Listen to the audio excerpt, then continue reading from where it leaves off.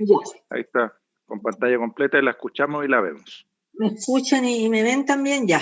Sí. Qué bueno, muchas gracias. Ya. Ahora sí, Ya. chau, chau. Chao, gracias. Hola, buenas tardes, chicos.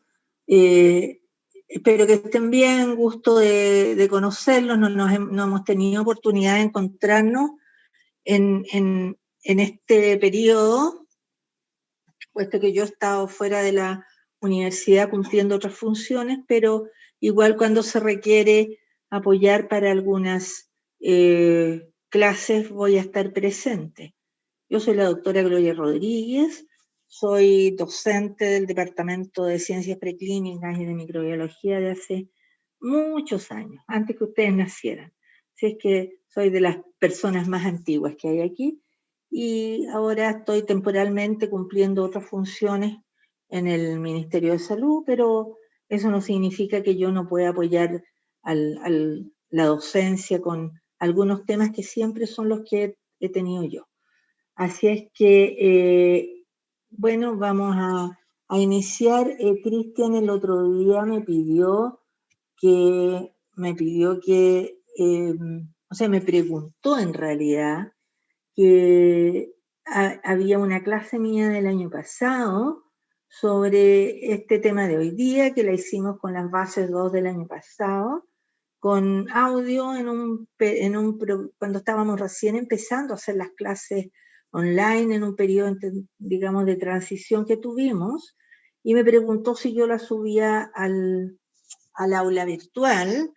Yo le dije que no hay un problema, porque en realidad estas generalidades no cambian mucho de un año para otro. A veces cambia un poquito el formato, pero por lo mismo yo la dejé exactamente igual como estaba, porque esta es una clase de introducción a la micología, la introducción del estudio de los hongos en la parte que nos interesa desde el punto de vista de la medicina.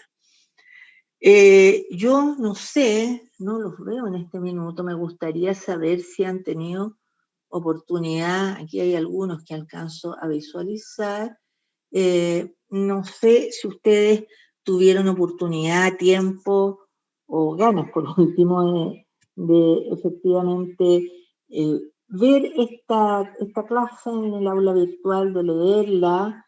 Me gustaría que me expresaran a través de algún signo, alguna cosa, si la vieron, porque de eso depende si conversamos sobre la clase o si la vemos con más detalle. Me gustaría que fueran, sí, así bien concreta, honestamente me digan si tuvieron oportunidad de leerla o no han tenido tiempo y empezamos de cero. Hola doctora, soy Abdías, no tengo una fotito. Hola. Yo personalmente sí tuve tiempo de revisar su clase. Ya. Sin embargo, le dijimos al doctor que como era una clase que se grabó al inicio de todo esto, ¿cierto? Tenía unos cuantos inconvenientes en cuanto a algunos cortes y había partes que no se entendían muy bien.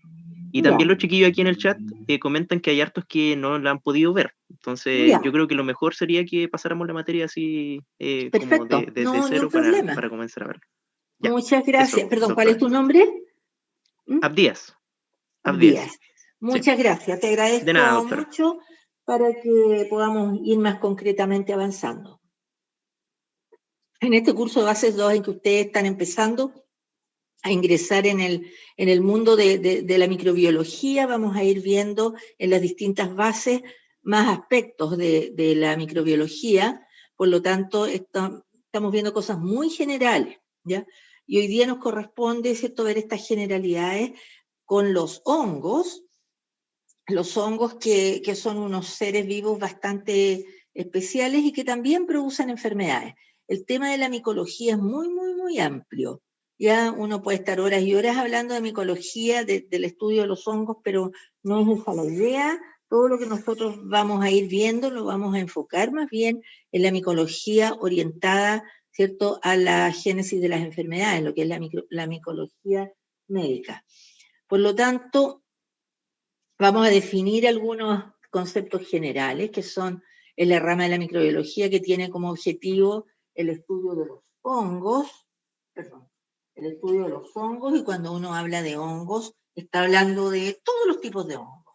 Hay muchos que ustedes conocen como hongos comestibles, hay otros que han tenido alguna tortura con hongos que se producen entre medio de los pies, fundamentalmente los que hacen más deporte, ¿cierto? Ya están los hongos, bueno, comestibles, tenemos distintas variedades de hongos macroscópicos, hay hongos microscópicos, en fin, el tema es muy amplio. Nosotros lo vamos a ir centrando en lo que nos interesa a futuro, que es la micología médica, ¿cierto? Bueno, los hongos, ustedes saben, es un grupo numeroso de seres vivos, hay muchas especies que están ampliamente distribuidas en la naturaleza, que tienen la característica de ser ser microorganismos que contribuyen a través de sus procesos de fermentación, fundamentalmente, a degradar la materia, fundamentalmente la materia orgánica, pero también hay muchos hongos que crecen en relación a la materia inorgánica, como son grandes productores de enzimas, pueden en general digerir cualquier sustrato. Incluso hay trabajos que hoy día están asociándolos a la digestión hasta de los plásticos. Pero dan para mucho, hay distintas líneas dentro de la micología, investigación, etc. Yo voy a ir centrando esta descripción, orientándola fundamentalmente a los hongos que producen enfermedad en el hombre, que son los con los que nosotros vamos a trabajar. Ya, características generales, ustedes estudiaron en el colegio, que ya se describieron hace poco tiempo distintos reinos, ya, de seres vivos, y cada año permanentemente están apareciendo nuevos reinos de seres vivos, ya. Pero lo que sí está claro, independientemente de cuáles sean todos los reinos de los seres vivos, que los hongos constituyen un reino aparte hace bastante tiempo. Ya no son vegetales, ¿cierto? No se consideran como mucho tiempo se consideraron, y también tienen características muy distintas de las bacterias y muy distintas de los virus. ¿Ya? Y dentro de las características propias están en que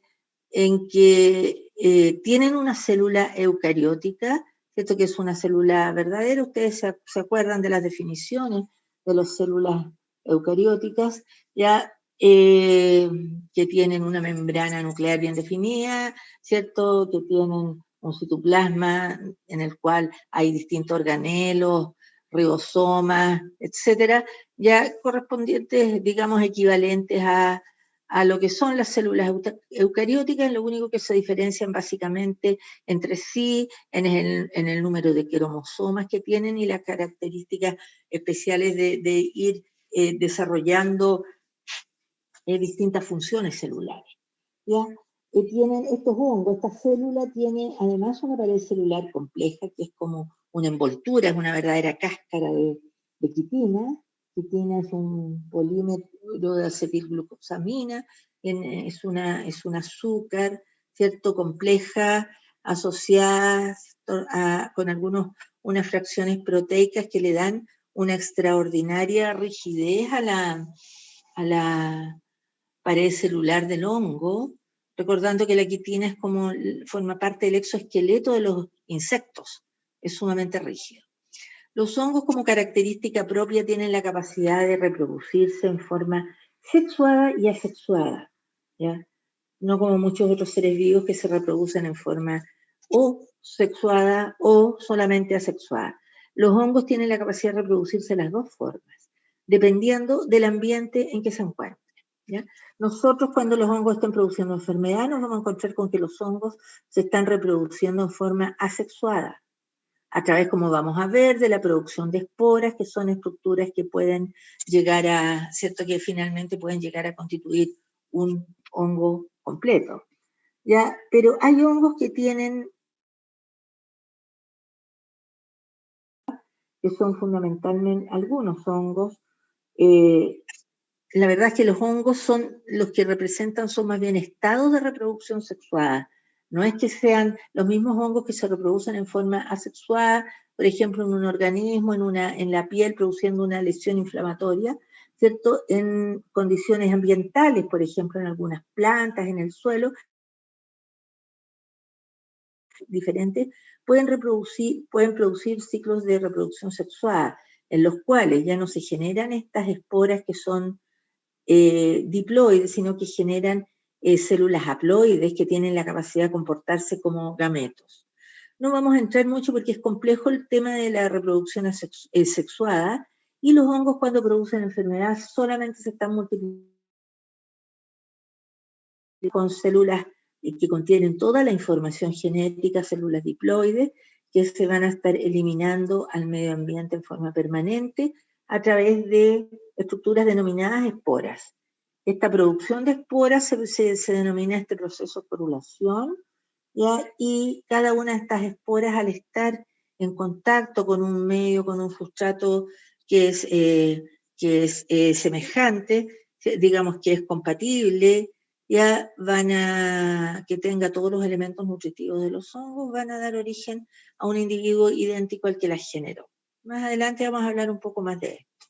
Y como decíamos, eso es una célula eucariótica que tiene organelos celulares, vacuolas, cloroplastos, etcétera. Hay distintos ribosomas, ya tiene ausencia, de cloroplastos y presencia de ribosomas, y hay una serie de otras estructuras que aparecen fundamentalmente en los periodos de reproducción.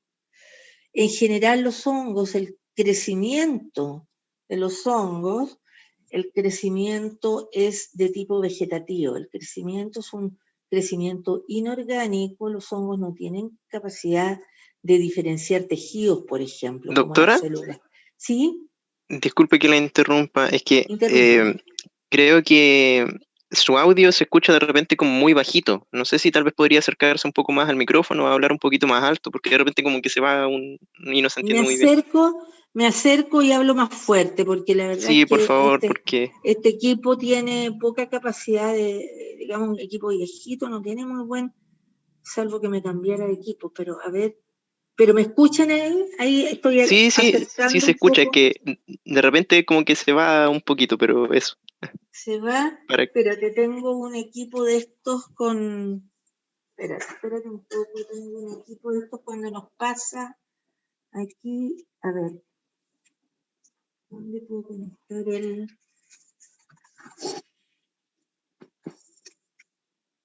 Se no tiene para conectar. ¿Cómo hacer tan viejo el equipo? No.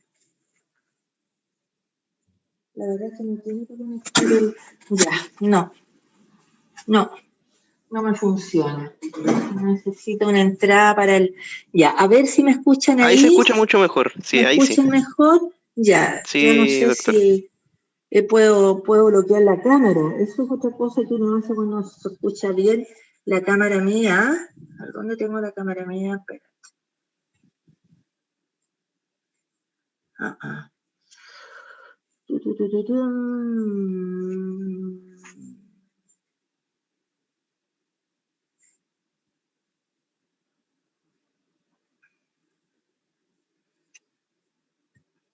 No, se me fue se me fue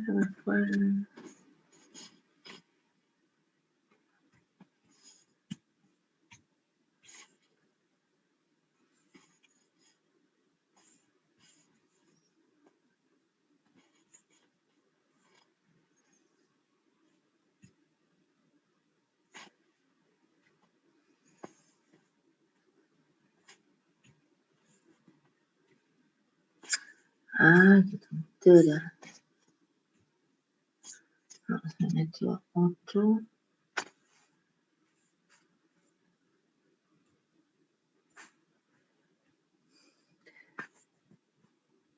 No, es que se metió una cosa, no hay que ver. Me esperan 2 minutos, me voy a cambiar de equipo, chicos, porque no me está funcionando el notebook como quisiera. Me esperan 2 minutos, por favor. Bueno, doctora. Gracias.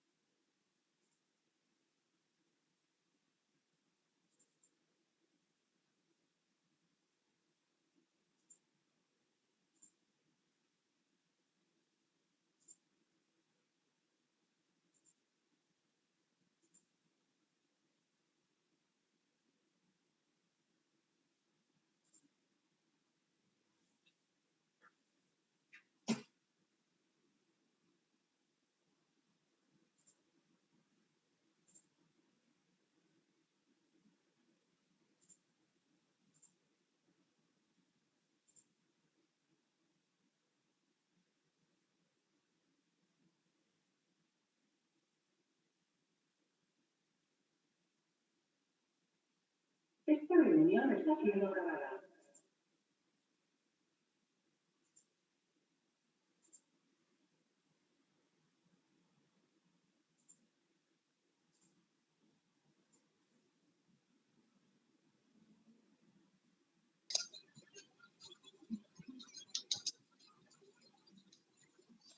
Ya, ahora sí.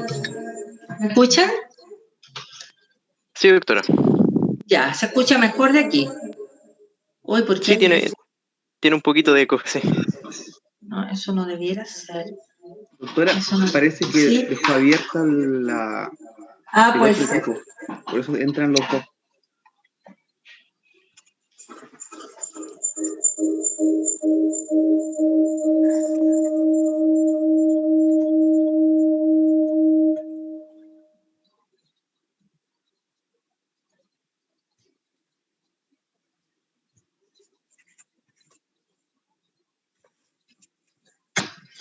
ya, ahora sí. No. Ya. ¿Aló? ¿Aló? ¿Aló? Sí, ahí se escucha mejor. ¿Se escucha? Sí. ¿Se escucha sin necesidad de este otro micrófono? Sí, doctora, se escucha mucho más clarito. Ya, perfecto. Entonces.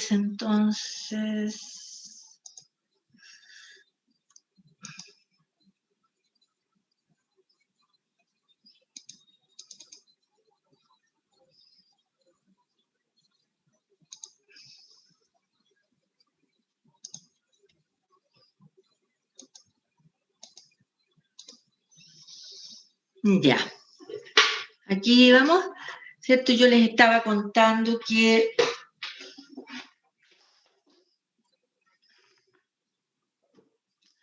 en general los hongos,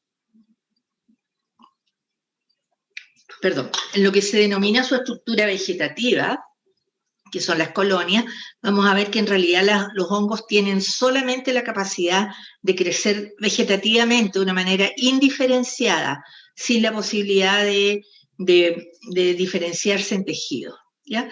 Los hongos, a través de un núcleo haploide, una estructura de fructificación, una estructura de recuperación, una estructura de... Perdón. Ya, ahí sí. Decíamos que los hongos entonces crecen de manera indiferenciada, fundamentalmente de dos formas, ¿ya? A través de una forma filamentosa, ya que vamos a ver que produce básicamente dos tipos de crecimiento. Un crecimiento que es reproductivo, orientado a producir células que van a contener toda la información genética para generar un individuo idéntico al que la generó, ¿cierto? La forma vegetativa es una forma absolutamente indiferenciada. La reproductiva es la única diferenciación que tienen estos hongos filamentosos, que son filiformes, alargados. Los hongos levaduriformes, que tienen una unidad estructural denominada levadura, que son unicelulares en general, salvo en condiciones ambientales especiales, donde pueden formar filamentos. ¿Ya? Y un tercer tipo de estructura de los hongos que se llaman hongos dimórficos, hongos dimorfos, ya que dependiendo de la temperatura tienen la capacidad de crecer como si fueran hongos filamentosos o como levadura. A temperaturas más bajas, lo que se llama tradicionalmente temperatura ambiente, con un óptimo de 25 grados Celsius, crecen como filamentos, y a temperatura de 37 grados Celsius, nosotros en general referimos todos los hongos patógenos a una temperatura de 37 grados Celsius, porque es la temperatura promedio, ¿cierto?, del cuerpo, de los organismos humanos. Entonces, en general, los hongos que tienen la capacidad de crecer muy bien a 37 grados van a ser los que van a ser patógenos. Pero hay algunos patógenos que se crecen en las personas, digamos, a 37 grados, pero cuando está creciendo en el ambiente, ¿cierto?, a 25 grados desarrollan una forma distinta. También vamos a hablar un poco más de ellos. vamos a hablar de las características muy generales de los hongos, que pueden ser unicelulares o pluricelulares, ya que se reproducen por esporas, fundamentalmente. Si son esporas haploides, se reproducen por reproducción sexuada; si son esporas diploides, por reproducción asexuada. Por otra parte, desde el punto de vista de su respiración y los requerimientos de oxígeno que tienen, en general, los hongos son aerobios, requieren una concentración de oxígeno equivalente al ambiental para crecer, y hay unas pocas especies que crecen con restricción de oxígeno, que se denominan anaerobios facultativos.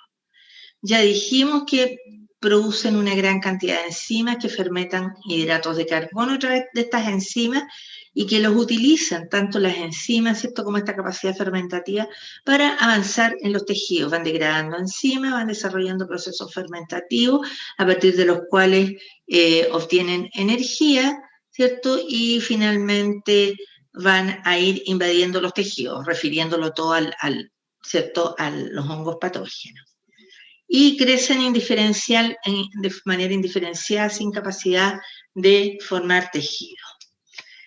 Tenemos, como ya dijimos, dos tipos de morfología: una morfología que es multicelular o filamentosa, que a la microscopía se ven como estructuras filiformes, alargadas, muy ramificadas, y también estructuras unicelulares o levaduriformes. Estas son levaduras a la microscopía electrónica, ¿cierto?, con mayor aumento.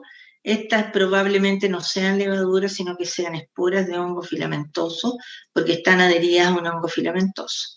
¿Ya? Liberan gran cantidad de enzimas, y estas enzimas actúan como factor de virulencia. ¿Por qué? Porque cuando estos hongos crecen y están reproduciendo, digamos, multiplicándose, y para multiplicar están degradando tejido, producen reacciones inflamatorias muy importantes.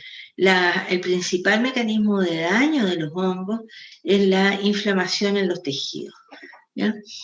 Los hongos filamentosos que se conocen, ¿cierto?, son todos aerobios, crecen muy bien en las superficies de los sustratos, crecen al exterior, ¿cierto? Nosotros los vemos, por ejemplo, en las superficies de algunos frutos cítricos, por ejemplo, limones, naranjas, podemos ver, ¿cierto?, como pelitos que sobresalen. Esos son los filamentos, ¿ya? Y las levaduras más bien tienen tendencia a ser anaerobios facultativos, crecer con restricciones de oxígeno. Y su mecanismo de reproducción en forma asexuada, que es como se producen enfermedades, esto se denomina esporulación, porque producen esporas, estructuras que son diploides y que van a ser las encargadas de dar origen a una estructura idéntica a la que las generó. Bueno, el metabolismo de los hongos es un metabolismo bastante conocido por todos ustedes, de lo que son las células eucarióticas. En general, los hongos se denominan que son quimio-organotrófos, obtienen la energía y el carbono de compuestos orgánicos, y asimilan todos los nutrientes por absorción, una vez que las enzimas hidrolíticas que van produciéndose mientras el hongo crece, ¿cierto?, van a ir degradando el sustrato en el que están creciendo. Si lo imaginamos en un tejido, van a ir estas enzimas degradando el tejido, que permite, ¿cierto?, extraer del tejido mismo distintos elementos, fuentes de carbono, ¿cierto?, fuentes de nitrógeno, incorporar además el agua, sales, aminoácidos, monosacáridos, etcétera. Todo lo que necesitan los hongos como nutrientes los van a extraer del sustrato en el que se están multiplicando. Y si es un medio de cultivo, van a degradar el medio de cultivo, van a extraer de ahí los elementos que necesitan. Pero si es el caso de una persona, ¿cierto?, puede estar creciendo en la piel. En el caso de los hongos, por ejemplo, los dermatofitos, hongos que van a producir tiñas de la piel, ya hongos que pueden estar creciendo en una mucosa, ¿cierto?, van a producir gran reacción inflamatoria. Y a través de su pared celular, el hongo tiene la capacidad de absorber, ¿cierto?, distintos nutrientes en forma pasiva, ¿cierto?, a través de transporte activo. utilizan los mismos procesos que las células que ustedes ya han estudiado en biología. En general, ¿cuáles son los requerimientos metabólicos de los hongos? Necesitan una fuente de agua, carbono, nitrógeno, nutrientes, ¿cierto? Distintos, vitaminas, etc. Ya producen exoenzimas mientras se están multiplicando, que son su principal factor de virulencia, que les van a permitir ir degradando el sustrato y desde ahí obtener los nutrientes, que van a ingresar por una difusión pasiva o facilitada, dependiendo ciertos gradientes de concentración o mecanismos de transporte activo. Esto lo paso rápido porque doy por asumido que estos son conceptos que ustedes los conocen de sobra, mejor que yo probablemente. También los hongos necesitan oxígeno, dijimos, en cantidades distintas, ¿cierto? En general los aerobios requieren, ¿cierto? Los hongos aerobios, que son la gran mayoría, requieren concentración ambiental alrededor del 20%, que es lo que nosotros vamos a encontrar normalmente en el medio ambiente, y hay unos pocos que son más bien anaerobios, que soportan concentraciones menores de oxígeno, ¿ya? Y que en general toleran concentraciones de oxígeno no muy importantes, ¿ya? Lo que también permite que crezcan en los tejidos, ¿cierto? Que siempre tienen una concentración de oxígeno importante. Respecto al pH, son poco exigentes en general. El pH óptimo para los hongos es más ácido que el que necesitan para las bacterias. Las bacterias necesitan un pH más bien neutro, alrededor de 7. Los hongos requieren un pH un poco más ácido, alrededor de 6, como pH óptimo, pero igual pueden crecer en otros tipos de pH. ¿Ya? Y las temperaturas óptimas, ¿cierto?, van en un rango de 20 a 39, con un óptimo 37 grados, fundamentalmente los hongos patógenos, ¿ya? Y algunos hongos dimórficos que pueden producir enfermedad en algunas condiciones ambientales especiales, ¿cierto? Pueden crecer bien a 25 grados, cambiando, en algunos casos, en el caso de los dimórficos, cambiando su morfología. Pero esos son los rangos adecuados de pH. Y es así como los hongos vamos a tener que, en general, desde el punto de vista morfológico, tenemos hongos que son filamentosos, compuestos fundamentalmente por estos elementos tubulares, cilíndricos, alargados, muy largos, con cientos de micrones de largo, algunos que llegan a ser visibles a ojo desnudo, ¿cierto? Como en el caso de los hongos ambientales que infectan los cítricos, ¿cierto? Con crecimiento apical, eso que significa que el crecimiento va siempre hacia el ápice de esta estructura filamentosa que se llama hifa. O sea, crecen alargando esta hifa. ¿Ya? La hifa es la estructura básica del hongo filamentoso. A diferencia de los hongos levaduriformes, cuya unidad estructural es la levadura, que es unicelular, que puede tener forma esférica, ovoidea, otras formas variadas, pero en general esféricas, ¿ya? Y que son células unicelulares. Cuando se unen por razones, digamos, de crecimiento o de patogenia, como vamos a ir viendo. En general, entonces, los hongos pueden ser pluricelulares, que serían estos multicelulares, que serían los hongos filamentosos, y unicelulares en el caso de las levaduras. El crecimiento indiferenciado de los hongos filamentosos va a dar origen a estas estructuras que son visibles a ojo desnudo, que son las colonias de hongos, un micelio importante, un conjunto de hifas, ¿cierto?, que puede producir estructuras algodonosas, estructuras aterciopeladas, estructuras más secas, más vellosas, tienen se describen distintos tipos de superficie. En cambio, los hongos levaduriformes, las levaduras son colonias cremosas, húmedas, redondeadas, ¿ya? Redondeadas, ¿cierto?, que tienen gran cantidad de células unicelulares. Bueno, primero vamos a hablar de la levadura, ¿ya? Los hongos levaduriformes dijimos que su unidad estructural es la levadura, siendo la levadura, ¿cierto?, una estructura unicelular que en general tiene estructura de una célula eucariótica, donde tiene un núcleo que está cubierto por una carioteca, una membrana nuclear, que diferencia muy bien, ¿cierto?, el núcleo del citoplasma.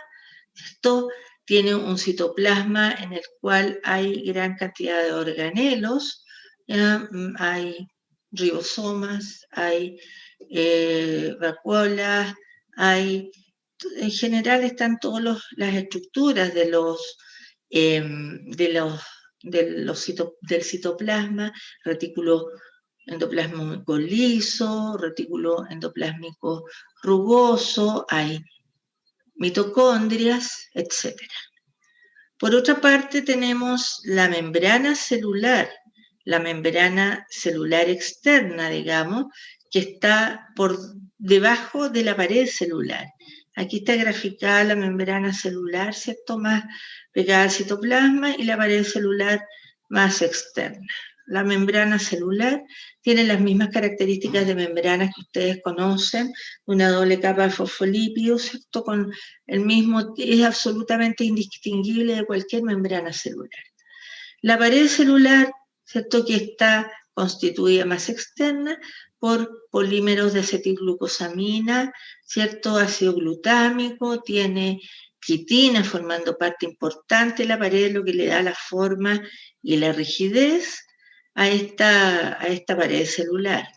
Dijimos que tienen mitocondrias, que tienen aparatos de Golgi, y en general las levaduras se reproducen por yemación, ¿cierto?, a través, cuando ha llegado esta levadura a una etapa de maduración máxima, o bien el sustrato en el que está creciendo, ¿cierto?, se han agotado los nutrientes, tenemos con que la levadura entra en etapa de reproducción a través de yemación. Ya vamos a ver el proceso de yemación. Se generan esporas muy chiquititas, que son esporas de levadura, ¿cierto?, como se llaman las blastosporas, que las vamos a ir viendo, que son estructuras de reproducción, ¿ya?, y que se adquieren por yemación de esta levadura. Las levaduras en condiciones especiales tienen la capacidad de mostrar una pseudo-hifa, ya que es un pseudofilamento, ya que aparece en ciertas condiciones asociadas a pH, temperatura, concentración de proteínas, que están asociadas fundamentalmente a la presencia en los tejidos, en la piel, en las mucosas, cuando se encuentran en condiciones ideales y hay disminución de flora normal. Puede pasar que la levadura formen una estructura pseudofilamentosa que le va a permitir al hongo desplazarse en los tejidos. Por eso es que se denomina estructura de invasividad, porque le permite, ¿cierto?, ir abarcando más compromiso a nivel de los tejidos y le permite movilizarse en los tejidos. También lo vamos a ver con más detalle. La levadura, estructura unicelular, ¿cierto?, que tiene una célula eucariótica con núcleo, citoplasma, membrana nuclear, pared celular, y que tiene un citoplasma, ¿cierto?, con todo tipo de organelos. Aquí vemos una célula, una levadura, ¿cierto?, en etapa de maduración máxima, en la cual el núcleo entra en división nuclear, con un procedimiento, un mecanismo de reproducción, ¿cierto?, diploide. Tiene un hongo, ¿cómo se llama?, un núcleo que es diploide, ya, y que va a desencadenar el proceso de reproducción, reproduciendo primero todo su ácido nucleico, sus cromosomas, ¿cierto?, y en un extremo de la levadura, y una vez que se separan los dos ácidos nucleicos, los dos núcleos, cierto núcleo con su material genético duplicado, va a dar origen, ¿cierto?, una de las copias va a dar origen a una levadura más pequeña que se llama blastospora, que es su estructura de reproducción. Esto ocurre normalmente en relación a la membrana celular, a la pared celular, este fenómeno. Por lo tanto, la levadura nueva va a salir yemando la levadura original. Aquí hay fotografías de levaduras yemando, ¿ya? ¿Cierto? En las cuales se observa la levadura de mayor tamaño, eliminando levaduras chiquititas en las cuales ya se ha reproducido su material nuclear, ¿ya? Y posteriormente la levadura se desprende y queda como una blastospora, que es la levadura, ¿cierto? Es la espora de los hongos levaduriformes y que va a dar origen a otra levadura idéntica que la originó, madurar hasta una etapa de maduración máxima en la cual nuevamente va a dar origen a otra blastospora. La reproducción de las levaduras es por fusión, se produce primero fisión nuclear, después que hay duplicación del material genético y se produce esta yemación en un extremo de la levadura. Ahora, cuando confluyen estos elementos en un tejido ya en el cual se dan las condiciones de pH, temperatura, concentración de proteína, hidrato de carbono y todos los elementos favorables para el crecimiento de los hongos, ¿ya? Y además ocurren condiciones favorables. Aquí llamamos condiciones favorables, vamos a ver después que los hongos no siempre actúan como patógenos, más bien los hongos colonizan muchos tejidos y no están actuando como patógenos casi nunca. Es de excepción cuando los hongos producen enfermedad. Vamos a ver distintas situaciones de excepción. Por ejemplo, una localización anatómica donde generalmente hay muchos hongos en la cavidad oral. ¿Cuándo proliferan estos hongos? Estos hongos no están proliferando en forma normal. ¿Por qué? Porque la cavidad oral tiene gran cantidad de microorganismos que forman parte de la flora normal, ¿ya? Los hongos necesitan espacio para crecer. Por lo tanto, si hay una persona que ha tenido un tratamiento antibiótico previo muy prolongado, que ha destruido la flora bacteriana de una mucosa, por ejemplo, ¿ya? Y quedan condiciones de espacio físico, en lo que se dan además todas las otras condiciones, temperatura, concentración de proteína, etc., la levadura, al tener además espacio, genera más que una yemación dando origen a una blastospora, ¿cierto? Genera un tubo delgadito que se llama tubo germinal. Y a partir de este tubo germinal, con una yemación, se genera otra levadura, otra prolongación de levadura y otra más, y se van formando estas denominadas pseudohifas, que no son hifas verdaderas como las de los hongos filamentosos, sino que son hifas que le permiten a la levadura ir creciendo en el tejido, avanzando, invadiendo tejido. Por eso se llama que es una estructura de invasividad, ¿ya? Las levaduras en general, cuando empiezan a producir pseudohifas como estas, están actuando como patógenos. Ya cuando están formando parte de la flora normal, aunque se estén reproduciendo, nos forman estos pseudofilamentos. ¿Ya? Estas son características de la levadura. A diferencia de los hongos filamentosos, en los cuales la hifa es la unidad estructural, esta hifa es pluricelular. Y tenemos dos tipos de hifas septadas y hifas no septadas, que también se denominan cenocíticas. Las hifas septadas son aquellas que tienen separaciones visibles entre las células. Ahí en ese esquema de la izquierda se pueden ver, ¿cierto? Ahí arriba hay otro septo.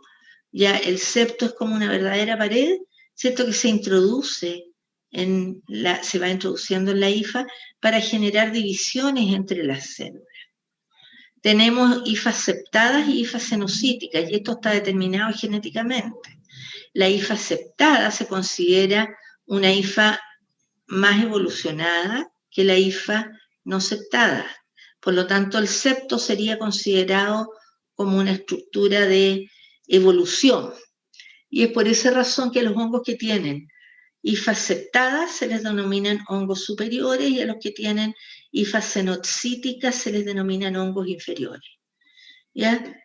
los hongos patógenos para el hombre, dentro de los que se conocen, son todos hongos superiores que tienen hifas septadas y hay un metabolismo mucho más desarrollado.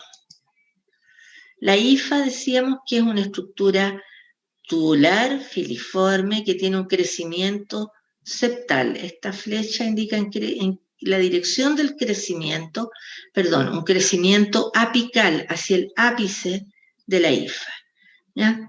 Esta es una hifa septada que tiene septos en los cuales podemos ver que en la pared celular se introduce, ¿ya? Y produce verdaderas separaciones de las células, pero separaciones que no son reales, no son absolutas.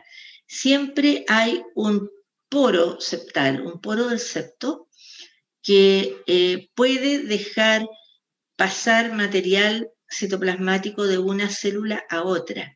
Este poro septal funciona con un efecto parecido a un diafragma, que se puede cerrar y se puede abrir, ¿ya? Ahora, dentro de eso, bueno, en el citoplasma, ¿cierto? Tenemos núcleo, tenemos retículo endoplásmico rugoso, en fin, hay una serie, mitocondria, retículo endoplásmico liso, ribosoma, etcétera. Son citoplasmas comunes y corrientes. En el sentido de iguales a los que ustedes han estudiado en biología, las células humanas, pero con algunas diferencias propias del género, ¿ya? Pero de la especie más bien. Pero una cosa interesante tipo morfológica, porque desde el punto de vista de la capacidad patógena del virus, ¿cierto? Es que no es tan relevante, pero los hongos cuando entran, los hongos filamentosos generalmente cuando están en su etapa de crecimiento, estos poros están más abiertos y se ha visto que el material citoplasmático puede circular a lo largo de la hifa, ya produciendo verdaderas corrientes de organelos que avanzan y se desplazan por la hifa. Pero cuando este hongo filamentoso llega a una etapa de maduración máxima del hongo asociado con agotamiento de nutrientes del sustrato, vamos a ver que esta hifa toma una disposición ordenada donde efectivamente hay un núcleo, ¿cierto?, por célula. Es que cuando nosotros a veces observamos a microscopía electrónica hongos que están en crecimiento, nosotros muchas veces observamos células multinucleadas con varios núcleos. Y no es porque las células estén multinucleadas, sino que porque producto de las corrientes se han acumulado en alguna célula, algún espacio celular. Pero cuando la célula, la hifa, tiene una maduración máxima, ¿cierto? Vamos a encontrarnos con que las corrientes finalmente se detienen, se disminuye la energía y se produce un ordenamiento intracelular al interior de las hifas, donde quedan efectivamente las células constituidas con un núcleo, con su cantidad proporcional de ribosomas, mitocondrias, etcétera, que es cuando la célula posteriormente entra en reproducción. ¿Ya? Aquí tenemos hifas, ¿cierto?, que están creciendo, hifas septadas, hifas cenocíticas o no septadas. El conjunto de hifas se llama micelio. Bueno, según los autores, hay autores que llaman micelio muchas cosas, pero tradicionalmente el conjunto de hifas se denomina micelio, y el que constituye la colonia es algodonosa, terciopelada, ¿cierto?, que habíamos visto en otra diapositiva. Ya aquí hay un esquema con mayores detalles sobre que los septos dividen las hifas, ¿cierto?, en hifas septadas, hifas no septadas o cenocíticas, ¿ya? Y bueno, ahora dijimos que el conjunto de hifas se denominaba micelio, y es lo que constituye los hongos, porque los hongos no tienen capacidad de generar tejidos, sino que tienen solamente la capacidad de generar acúmulos de hifas, como por ejemplo, aquí esto es un esquema de un hongo de estas callampas que crecen ¿cierto?, en los bosques, en el cual nosotros podemos ver gran cantidad de hifas al interior. Y tenemos distintos tipos de hifas. Ya en el micelio hay hifas que son aéreas, ya que están ahí, que son aquellas que tienen contacto con el exterior, ya hifas que son sumergidas, ya que tienen actúan como raíces, se introducen en el sustrato y captan nutrientes del sustrato mismo, ¿ya? Y estas que van hacia el exterior, que captan el oxígeno fundamentalmente. Vamos a referir a estas hifas vegetativas, no al ciclo de los hongos que se reproducen en forma sexual, para no complicar en este minuto la cosa, porque son en este estado como producen enfermedad. Tenemos micelio aéreo hacia el exterior, que sirve para captar oxígeno, humedad también del ambiente, y los nutrientes que a través de la hifa sumergida. Existen hifas diferenciadas, que son las hifas reproductivas, que producen esporas que son haploides, ¿cierto? Que pueden unirse a esporas, ¿cierto? Con polaridad distinta, y se puede formar una fusión de gametos, ¿cierto? Y entrar en un proceso de reproducción sexuada, ¿ya? En general, eso en general del punto de vista morfológico. Y el tercer grupo, además de los filamentosos, los levaduriformes, tenemos los hongos dimórficos, que son aquellos que crecen distintos morfológicamente dependiendo de las temperaturas, dependiendo del ambiente, ¿ya? Y esto está asociado fundamentalmente a temperatura, ¿ya? Y esto es muy importante en algunas enfermedades tropicales, fundamentalmente, que crecen a 25 grados temperatura ambiente, ¿cierto? En ambientes que son más calientes en forma permanente, como son los climas tropicales, y como levaduras dentro del organismo. Y aquí hay un grupo de hongos que son bien particulares, que el mismo hongo puede crecer como levadura, ¿cierto? Si nosotros lo hacemos crecer en una estufa, en un medio cultivo, a una temperatura de 37 grados, y ese mismo hongo en el mismo medio cultivo lo hacemos crecer a una temperatura de 25 a 28 grados, y crece como un hongo filamentoso siendo el mismo hongo. Estos hongos dimórficos que tienen esta propiedad no son frecuentes en nuestro país, sino que se ven fundamentalmente en los países tropicales, donde producen enfermedades tropicales que las vamos a estudiar más adelante. Son muy poco frecuentes en nuestro medio, porque requieren de la asociación, ¿cierto?, de calor y humedad permanente, como ocurre en las zonas más tropicales, ¿no?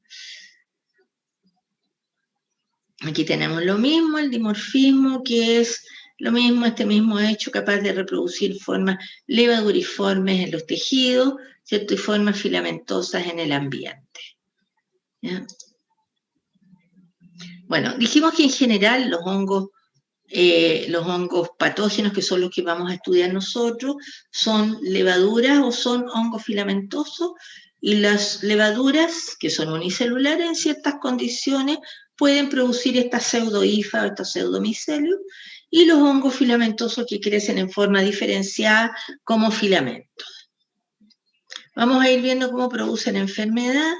Esto es lo mismo, la hifa septal, la hifa cenocítica. Bueno, decíamos que en general, cuando producen enfermedad los hongos, están produciendo en forma asexuada, ¿ya? Y de una forma altamente eficiente, a través de un proceso mitótico, ¿cierto? Y tienen la capacidad de dispersarse ambientalmente a través de gran cantidad de células, que son células que se propagan a distancia y que se denominan esporas. Y los hongos se diferencian a través de las esporas. Bueno, el mismo esquema está casi excedido aquí para entrar más en detalle de la reproducción sexuada, pero nos vamos a referir fundamentalmente a las esporas que se producen a través de reproducción asexuada, que son las que producen enfermedad. Tenemos que los hongos, la única capacidad de diferenciación que tienen es los hongos filamentosos, ¿cierto? Cuando están en proceso máximo de maduración, algunos hongos producen un extremo de la hifa diferenciada, a la que se le ha denominado conidióforo, y de la cual se expulsan las conidias, que son las esporas diploides, que van a permitir la reproducción asexuada de estos hongos, ¿cierto?, en el ambiente o en un organismo, ¿ya? Y así es como crecen de manera indiferenciada y algunos de ellos producen este proceso indiferenciado de crecimiento y esporulación. Los hongos que se reproducen en ciclos sexuales, este mismo hongo puede desarrollar un ciclo sexual que es más complejo, que tiene 2 etapas, ¿cierto?, en las cuales se produce primero una unión, ¿cierto?, a partir de las hifas, estas hifas diferenciadas que se llaman micelio reproductivo y que generan células haploides con polaridad positiva, con polaridad negativa, y que en condiciones especiales ambientales, generar estos ciclos sexuales hay que inducirlos en el laboratorio, es muy raro que ocurran en la naturaleza. Se ha visto que se pueden unir a través de un proceso denominado plasmogamía, se unen las células, después se unen, ¿cierto?, los núcleos, cariogamía, ¿cierto?, y se produce meiosis para seguir reproduciéndose en forma asexuada, ¿ya? Pero ese proceso es súper interesante este tema, pero desde el punto de vista de la micología. Nosotros en realidad en estos momentos vamos a hablar solamente de reproducción asexual de los hongos que producen enfermedad. Y es así como vamos dentro de los hongos que se reproducen en forma asexuada, ¿cierto? Vamos a tener características distintas según el tipo de hongo patógeno que estemos nosotros estudiando a través de la reproducción asexuada, ¿ya? Se generan esporas. Estas esporas en general se llaman conidias, ¿ya? Y son producidas en general por hongos patógenos, ¿ya? Hongos patógenos que pueden estar en un estado imperfecto, produciendo esporas asexuadas, dentro de las cuales tenemos 4 esporas que son las características de los hongos patógenos para el hombre. La blastospora, que es la espora de las levaduras, la clamidospora, que es una espora muy resistente de doble pared, que es el equivalente a la espora bacteriana en los hongos, la artrospora, que es una espora articulada que se da en los hongos filamentosos con hifas septadas, donde cada célula va a dar origen a una espora a nivel del septo, y los conidios, que son esporas chiquititas, unicelulares, también pueden ser multicelulares, ¿cierto?, que se generan en el extremo de conidióforos en los hongos filamentosos, que son esas estructuras, la única estructura diferenciada del hongo filamentoso. Vamos a verlas con más detalle. La blastospora, entonces, es la espora característica de las levaduras. Espora de reproducción asexuada, característica de las levaduras, se obtiene por yemación y es chiquitita, un tamaño que va entre 2 y 5 micrones, ¿ya? Muy chicas, ¿ya? Más grandes que las bacterias, sí, recordando que las bacterias en general tienen como un micrón. Las cocáceas de los estafilococos, por ejemplo, tienen un micrón como promedio. Estas son más grandes, de 2 a 5. Hongos en general dan estructuras grandes, cuesta muy poco observarlas al microscopio. Más adelante vamos a intentar tener algún laboratorio de tipo demostrativo para que puedan ver en directo estas estructuras. La clamidospora, que es la segunda espora asexuada, característica, ¿cierto?, de los hongos patógenos, que es una espora de mayor resistencia, ya que es una espora de doble pared, ya ahí se visualiza la doble pared en algunas de estas estructuras. Es muy resistente, puede ser producida por hongos filamentosos y por hongos levaduriformes. Y lo más característico es la doble pared que tienen, con una doble pared celular con una gran resistencia.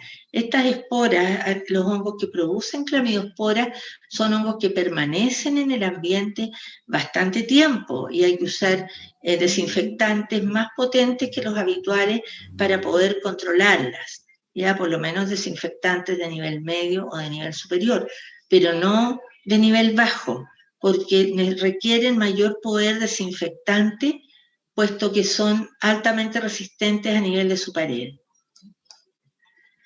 La artrospora, también llamada espora articulada, ya es la espora que se produce en el caso de maduración máxima de un hongo filamentoso con hifas septada, ¿cierto? Cuando antes de la maduración, en la etapa de maduración máxima, cuando se están agotando los nutrientes del medio, ¿cierto? Y la hifa ya no puede crecer más, se produce este ordenamiento interno de la hifa, donde cada célula, ¿cierto?, queda entre los septos, y es así como el septo se engruesa y posteriormente se fragmenta, ¿ya? Y es así como esta fragmentación de la hifa da origen a la denominada artrospora, también llamada espora articulada, donde una espora va a dar origen a una célula y una sola espora puede dar origen a un individuo completo,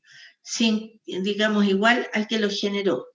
Los hongos, estas células que se transforman en esporas, que tienen toda la información genética, pueden dar origen a un individuo idéntico al que la originó. Por eso es que los hongos, digamos, son totipotenciales en el sentido que rompemos sacamos en el laboratorio, por ejemplo, con un asa de laboratorio, sacamos una parte de la colonia, la colocamos en un nuevo medio de cultivo y crece un hongo idéntico al original. ¿Ya? Cosa que no puede ser con los humanos, ¿cierto? Pero aquí, por ejemplo, el hongo, ustedes imagínense como si a un hongo se le sacara un brazo y el brazo lo pusiéramos en medio de cultivo, ¿cierto? Con todos los nutrientes y diera origen a una persona entera. Así funcionan las artrosporas. Ya, artrosporas que son muy frecuentes, especialmente en hongos dermatofitos.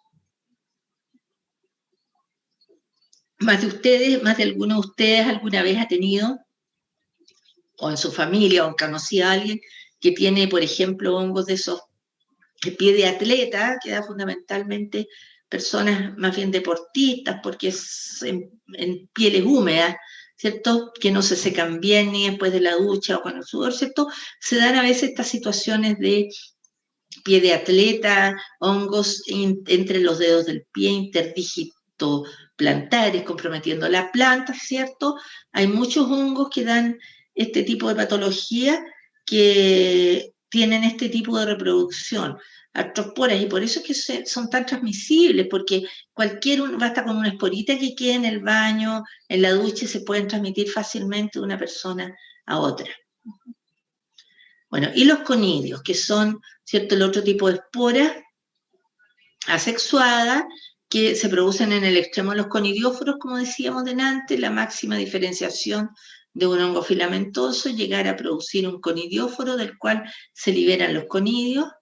Bueno, también hay algunos hongos que tienen capacidad de generar estructuras distintas como hifas espirales, por ejemplo, un hongo Trichofitum mentagrofite, es un hongo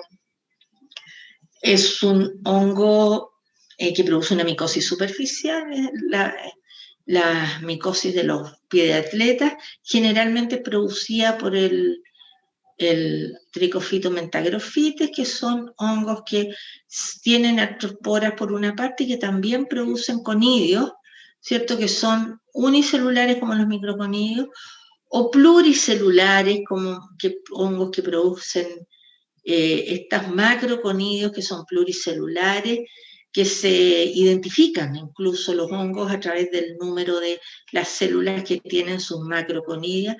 Por ejemplo, Microsporum canis, que es un hongo que le afecta, ¿cierto?, a los gatos, también a los perros, y que se puede transmitir a las personas y producen una tiña, generalmente heredada del gato también. Puede que a alguno de ustedes le haya pasado estas cosas trágicas, que en realidad no son tan trágicas, pero que son cosas que suceden en la vida, especialmente cuando están en los campos, tienen mucha cercanía con los animales, ¿cierto? Se puede producir esta tiña que es producida por Microsporum canis, que se caracteriza por producir estas esporas gigantescas, ¿cierto?, que tienen una forma muy particular, ¿cierto?, y que permiten diferenciarlos. En los hongos es donde más nosotros utilizamos criterios morfológicos para su diagnóstico, porque son muy ricos desde el punto de vista de la variedad de presentaciones de células y de esporas con diversidad de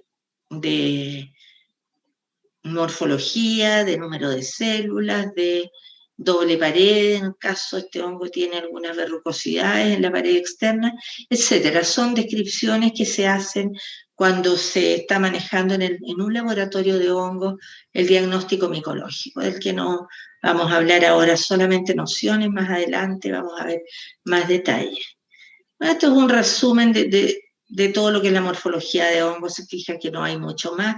Hongos filamentosos, filamentosos que puede tener hifas septadas, ¿cierto? Como en este caso, hifas no septadas, como acá, ¿cierto? Hongos levaduriformes, que dan por yemación origen a blastospora o pueden generar pseudohifas. Y aquí los hongos filamentosos pueden generar, ¿cierto?, distintos tipos de estructuras, macroconidias, artrosporas, macroconidias como el del Microsporum canis que les dije yo, en fin. Y células, estructuras como estas que son conidióforos especializados, que dan estas microconidias en el extremo, ya que con forma radiada, como una corona, ¿cierto? Las microconidias que se ven en hongos del tipo Penicillium, por ejemplo, etc. Esa es toda la morfología de los hongos. Bueno, decíamos algunas que entregan, ¿cierto?, algunas características propias, como las hifas en espiral, pero no es más que eso. Bueno, los hongos dijimos que producen enfermedades. Si bien vamos a hablar más adelante, vamos a tener clases de las principales enfermedades que producen los hongos, vamos ahora a entregar elementos muy generales. Primero, vamos a decir que las enfermedades producidas por hongos se llaman micosis, y que estas micosis se clasifican según la localización. Micosis superficiales, micosis cutánea, micosis subcutánea y micosis profunda. Las micosis superficiales son aquellas que afectan la piel o sus anexos. Es decir, la piel, ¿cierto? Y los anexos de la piel, que son los pelos y las uñas. Tenemos aquí, ¿cierto?, las onicomicosis, los hongos que producen hongos en las uñas, los hongos interdigitales, las tiñas, etc. Todas esas son micosis superficiales. También son micosis superficiales algunas mucosas que producen hongos levaduriformes, ya como son las candidiasis, hongos en la mucosa de la boca, hongos a nivel de la mucosa genital, por ejemplo. Esas son micosis superficiales. Micosis subcutáneas son micosis que no, en general, tienen una puerta de entrada en la parte distal de una extremidad y se diseminan al resto del organismo a través del sistema linfático. Y se diseminan por los linfáticos, por eso se dice que son subcutáneas, y generan compromiso de nódulos linfáticos, y son producidas fundamentalmente estas micosis subcutáneas por hongos dimórficos, ¿ya?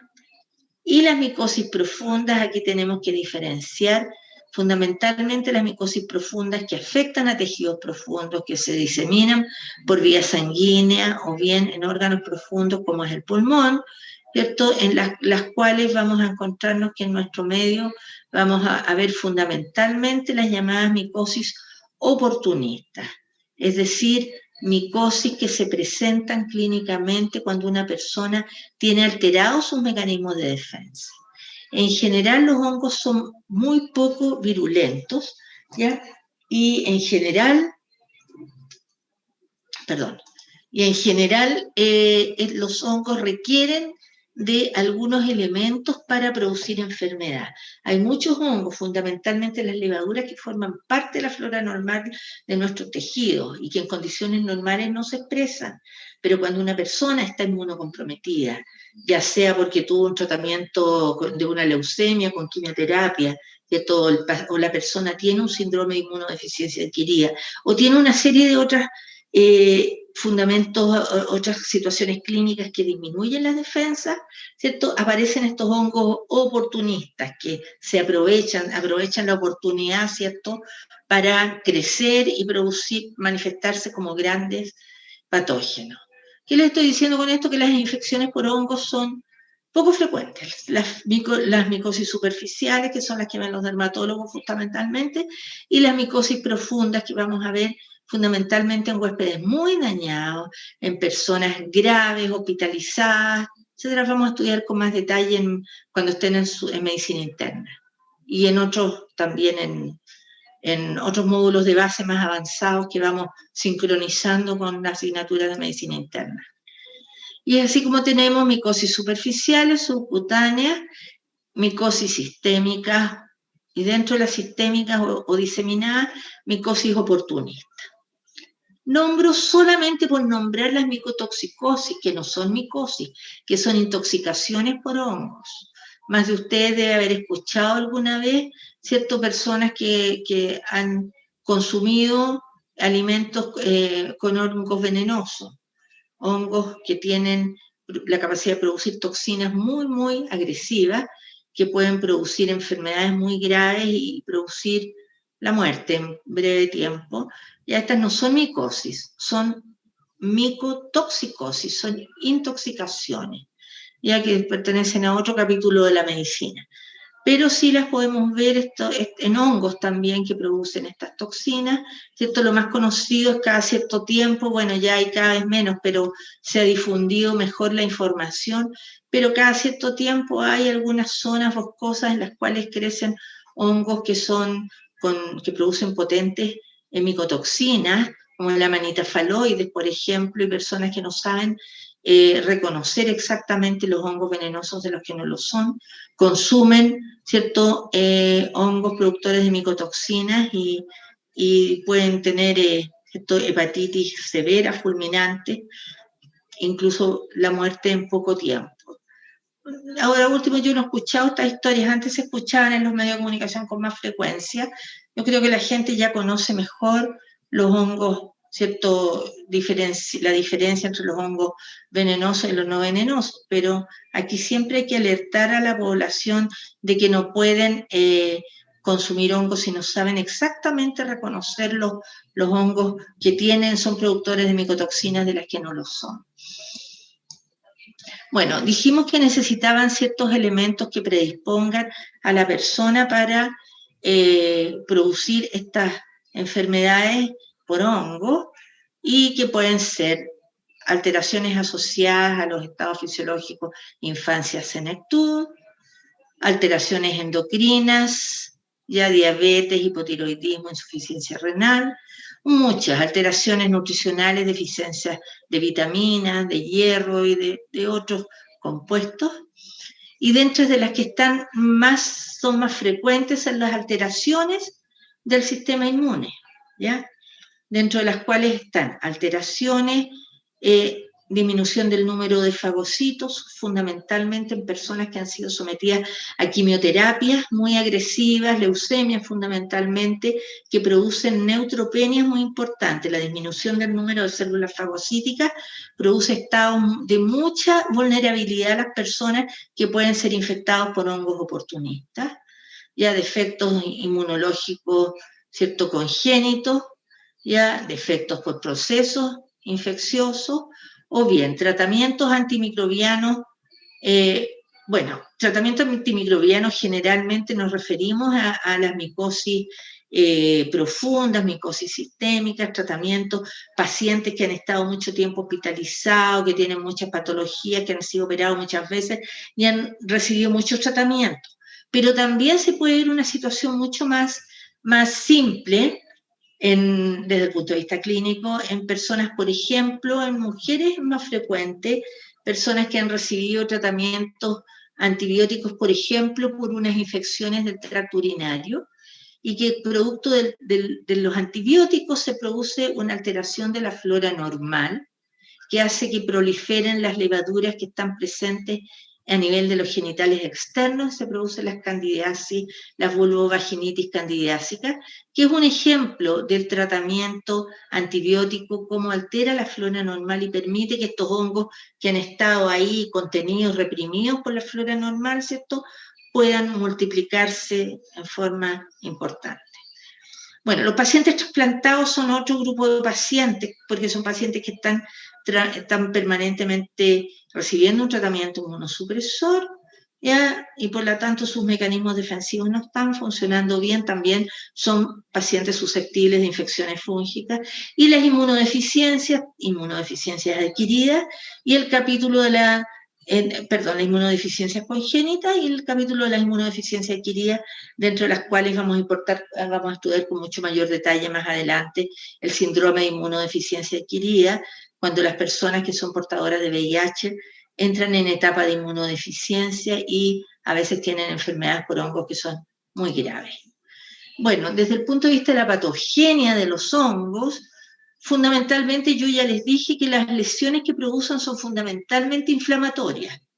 ¿Dado por qué? Por la invasividad, cuando los hongos crecen, ya sea las hifas o las pseudohifas, que avanzan en los tejidos, en las mucosas, no es que avancen suavemente, avanzan produciendo enzimas, produciendo lesiones inflamatorias muy importantes que generan una gran reacción inflamatoria, como también algunos hongos que generan reacciones de hipersensibilidad, ya reacciones inmunes por persistencia del hongo, esta estructura grande en los tejidos. ¿Ya? Otros factores que los vamos a ver más adelante cuando hablemos de hongos micosis profundas, cuando estemos hablando de hongos patógenos realmente. ¿Ya? Y de agentes tenemos cuadros clínicos que son o levaduras o filamentosos. En general, los hongos filamentosos provienen del ambiente, son de origen exógeno, porque en general los hongos filamentosos no pueden hacerse, digamos, no se conocen que formen parte de la flora normal, a diferencia de las levaduras que sí forman parte de la flora normal de nuestros tejidos, tanto a nivel respiratorio, a nivel de la tráquea, en el tubo digestivo, en la cavidad oral, ¿cierto? También a nivel vaginal, son portadores, incluso en la piel, ¿cierto? Las levaduras pueden estar formando parte de la flora normal.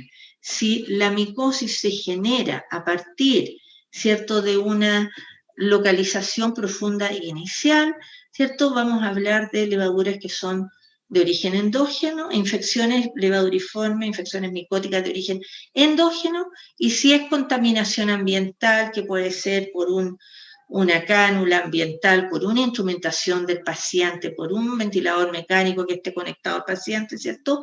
Si se adquiere del ambiente, se va a considerar un cuadro infeccioso de origen exógeno. Bueno, y aquí vienen un par de cuadros con distintas hongos, distintas especies que las vamos a estudiar más adelante. Ya están ahí mencionadas. La próxima persona en los módulos posteriores que les va a hacer clases de esto voy a ser yo. Por lo tanto, vamos a quedar aquí. Yo lamentablemente tengo una reunión al que incorporarme ahora a las 4, pero ustedes tienen la presentación completa en el campus virtual, y cuando ya estemos en base 3 o 4, no me acuerdo, pero hablando de las micosis, de las enfermedades producidas por hongos, vamos a hablar más en detalle, ¿cierto?, de las micosis oportunistas, de las micosis verdaderamente patógenas, ¿ya? Y los hongos que se asocian fundamentalmente a patología humana, ya sean levaduras o filamentosos, ¿cierto? Y las distintas especies que vamos a estudiar más adelante cuando veamos específicamente las micosis, les insisto, en módulos de bases más avanzados o en el curso de infeccioso en la asignatura de medicina interna. El diagnóstico, básicamente, es por morfología, en medios de diagnóstico especiales para el cultivo de los hongos. Existe un agar que se llama Mediosaburó, que tiene un pH 6 como óptimo y que permite detectar en el cultivo, en el laboratorio, los hongos, y también se pueden detectar, ¿cierto?, antígenos a través de distintos procedimientos, también reacción de polimerasa en cadena, Y esto va a depender del centro donde ustedes estén trabajando después. De diagnóstico micológico vamos a hablar más adelante, y por supuesto la histopatología, que nos va a dar muchas pautas para apoyar el diagnóstico. El diagnóstico micológico es un diagnóstico multiprofesional. Generalmente tienen que confluir el laboratorio, ¿cierto?, más especializado, el laboratorio corriente, con la histopatología, con el cuadro clínico, con la parte de imágenes. En general, el diagnóstico de las enfermedades por hongos es bastante complejo de configurar, ¿ya? Y para entenderlo mejor lo vamos a ver más adelante en los hongos clínicos, en los cuadros clínicos que vamos a tener y en los distintos pasos, en los distintos módulos de bases que vamos a ir viendo. Por hoy día vamos a quedar hasta aquí. La clase está, ¿cierto?, con toda la parte, las fotos de todo, de las imágenes, ¿cierto?, con los diagnósticos de laboratorio, que es más bien de manera informativa y decorativa, estudios bioquímicos que se pueden hacer, y la histopatología, que es lo último. Pero sobre esto vamos a hablar más en detalle cuando ustedes ya estén viendo algunas cosas, algunos elementos de diagnóstico. Solo queríamos decirle que básicamente los hongos pueden producir enfermedad, pueden producir enfermedad en un huésped inmunocomprometido, ya, para lo cual generalmente, ¿cierto?, hay un huésped dañado, con una enfermedad previa, etcétera, etcétera, en el cual generalmente vamos a ver micosis oportunistas en pacientes que han sido muy vulnerados desde el punto de vista infeccioso. Por ahora, chicos, yo voy a dejar hasta aquí. Cualquier comunicación conmigo que quieran tener, por favor, me la mandan a mi correo UFRO. Yo soy gloria.rodríguez@ufrontera.cl. ¿Ya? Yo contesto todo, ¿ya? Y preguntas de este o de cualquier otro tema en que quieran conversar conmigo. ¿Ya? Muchas gracias, doctora. Gracias Estuvo a muy ustedes. clarita la presentación, así que le Cualquier agradecemos duda, también por su correo tiempo.